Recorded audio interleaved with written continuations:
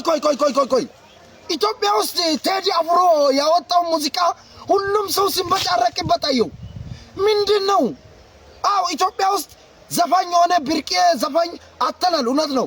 ያንዳንዱ ተነስቶ የመጣ ብር ምናምን ያለ ጆሮአችን ያደነቆረ ነው። ጥሩ ነጠላ ዜማ ለቋል።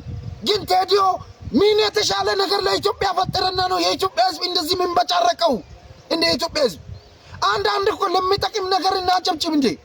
ቴዲ መንግስት ያነቃንቃል እንደዚህ መንግስትን እንደዚህ ያለ አብይ እንደዚህ ቴዲ ማን ነው? ቴዲ እኮ አንድ ሰው ነው እንዴ? የኢትዮጵያ ህዝብ ቁማር አታውቁም እንዴ እናንተ? ቴዲ አፍሮ ኢትዮጵያን ቦድ አገሩን ቢወድ ኖሮ አማራ ክልል ላይ ህዝብ የተጨፈጨፈ ትግራይ ክልል ላይ ህዝብ ያለቀ ይዘፍን ነበር እኮ እንዴ። ኢትዮጵያ እኮ ይሄን ሁሉ ለውጥ ሲታሳይ እኮ አገሬ የለውጥ ጎዳና ላይ ናት ብሎ እኮ አገሩን ለማስተዋወቅ ይሞክር ነበር እኮ። ህዳሴ ግድብን የመሰለ እናት ማቀኝነቷን አስራ ሰው ከደሞዙ ቆርጦ የገነባው ህዳሴ ግድብ ሲያልቅ እኮ ያልዘፈነ ዘፋኝ ዛሬ 7ኛ ዙር አገራዊ ምርጫ ሲደርስ መጥቶ የራሱን አልበም በጥሩ ብር ለመሸጥ ፖለቲካ ላይ አናውጥ ብሎ የመጣ ጥቅም ፈላጊ አንድ አቀንቃኝ አገራችን ልክ ነው። አቀንቃኝ የላትም፣ ሙዚቀኛ የላትም። በቃ እናቃለን። ግን አንድ አቀንቃኝ መንግስት ልጥል ነው መንግስት ነው ወዘወዘ እንደዚህ ሆነ። የምን ታሪክ ነው የምታወሩት ብራዘር እንዴ?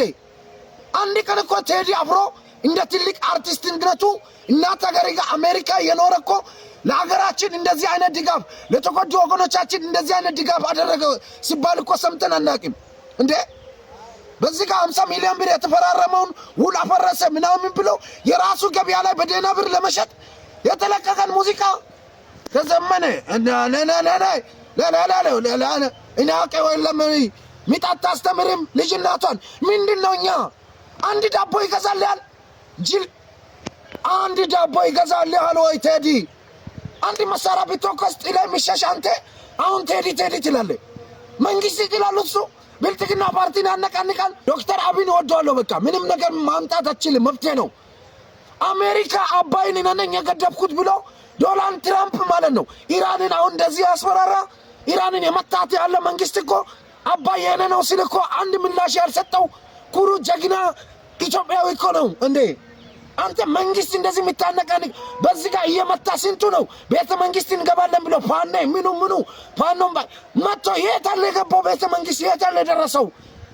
እንኳን ለነዚህ ህዝብ ያልተነቃነቀ መንግስት ላንተ ለቴዲ አፍሮ ስላለ ይነቃነቃል። የኢትዮጵያ ህዝብ በቃ ኢላ ያለውን ብቻ አትዩ። ከቻላችሁ እኛ እዚህ መረላ እንደው ችግራችን ለምን አትረዱ?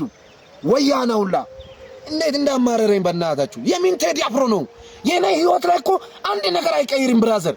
ምንም የሚቀይርልኝ ነገር የለም። ቴዲ አፍሮ ይላሉ። በጣም ነው ያስጠላኝ።